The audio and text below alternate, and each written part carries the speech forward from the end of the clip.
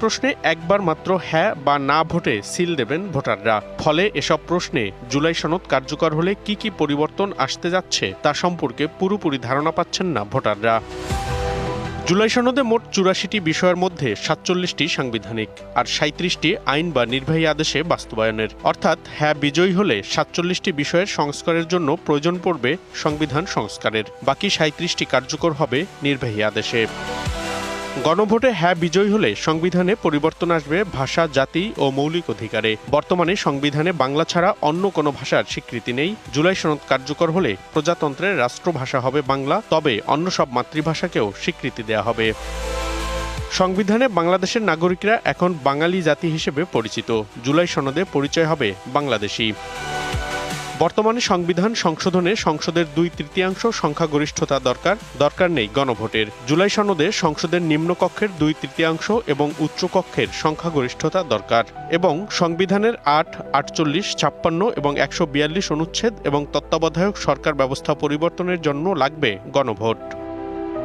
বর্তমান সংবিধানের ৭ ক ও খ অনুযায়ী সংবিধান রহিত করলে সর্বোচ্চ শাস্তির বিধান আছে।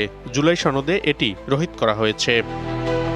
বর্তমান সংবিধানের মূলনীতি বাঙালি জাতীয়তাবাদ, গণতন্ত্র, সমাজতন্ত্র ও ধর্মনিরপেক্ষতাবাদ। জুলাই সনদে মূলনীতি সাম্য, মানবিক মর্যাদা, সামাজিক ন্যায় বিচার, ধর্মীয় স্বাধীনতা এবং সম্প্রীতি। বর্তমান সংবিধানে ধর্মনিরপেক্ষতা ও ধর্মীয় স্বাধীনতার কথা বলা হয়েছে। জুলাই সনদে সেই অনুচ্ছেদে যুক্ত হবে সকল সম্প্রদায়ের সহাবস্থান ও যথাযথ মর্যাদা নিশ্চিত করা।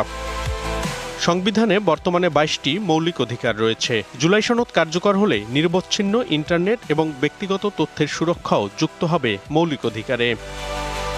বর্তমান সংবিধান অনুযায়ী জরুরি অবস্থা জারি হয় প্রধানমন্ত্রীর স্বাক্ষরে। এ সময় স্থগিত হয় মৌলিক অধিকার। জুলাই সনদ অনুযায়ী জরুরি অবস্থার ক্ষেত্রে মন্ত্রিসভার অনুমোদন লাগবে, যাতে বিরোধী দলীয় নেতা বা উপনেতার উপস্থিতি থাকতে হবে। জরুরি অবস্থার বেলায় খর্ব করা যাবে না মৌলিক অধিকার।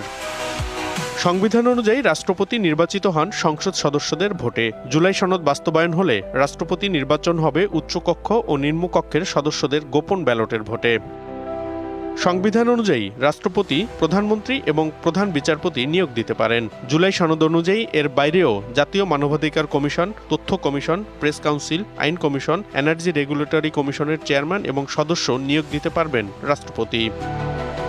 সংবিধান অনুযায়ী রাষ্ট্রপতিকে অভিশংসন করতে হলে ২/৩ সংসদ সদস্যের ভোটের প্রয়োজন। জুলাই সনদে নিম্নকক্ষ ও উচ্চকক্ষ দুই কক্ষেরই ২/৩ ভোটের প্রয়োজনীয়তা রাখা হয়েছে। বর্তমানে সরকারের অনুমোদনে যে কোনো অপরাধীকে ক্ষমা করতে পারতেন রাষ্ট্রপতি। জুলাই সনদে শুধু ক্ষতিগ্রস্ত ব্যক্তি বা পরিবার সম্মতি